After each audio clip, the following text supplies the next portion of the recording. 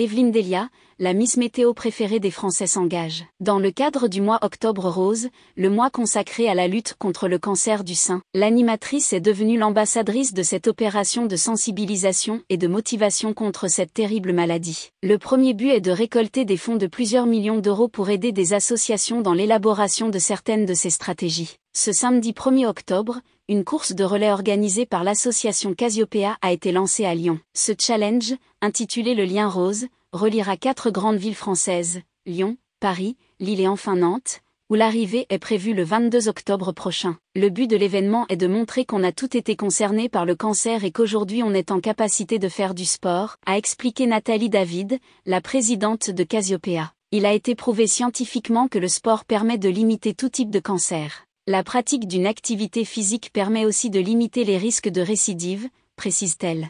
Samedi 1er octobre 2022, Evelyne Delia était l'invitée de LCI dans le cadre du mois Octobre Rose. Au cours de son entretien, la présentatrice de la météo s'est confiée sur son propre combat contre le cancer du sein. J'ai dit oui tout de suite pour une raison. J'avais entendu des médecins et des spécialistes dire que quand certaines personnes ont une certaine notoriété et en parlent, ça aide les gens et ça permet de déclencher des prises de conscience. Et bien sûr moi-même qui ai été touchée par cette maladie, quand je suis revenue à l'antenne, quand j'ai enlevé ma perruque, les gens m'ont dit « On vous a suivi ». Et cela c'est très important, c'est dans ce sens-là que je le fais, a expliqué la présentatrice vedette de TF1. Elle est ensuite revenue sur la manière dont elle a appris cette triste nouvelle. C'est quelque chose de très violent. Il y a le choc quand on vous l'annonce. Je ne voulais pas faire subir aux autres les problèmes que j'avais. Donc j'avais été très discrète à ce moment-là, mais je m'aperçois, et surtout par rapport au corps médical, que d'en parler c'est hyper important et c'est pour ça que je le fais, vraiment.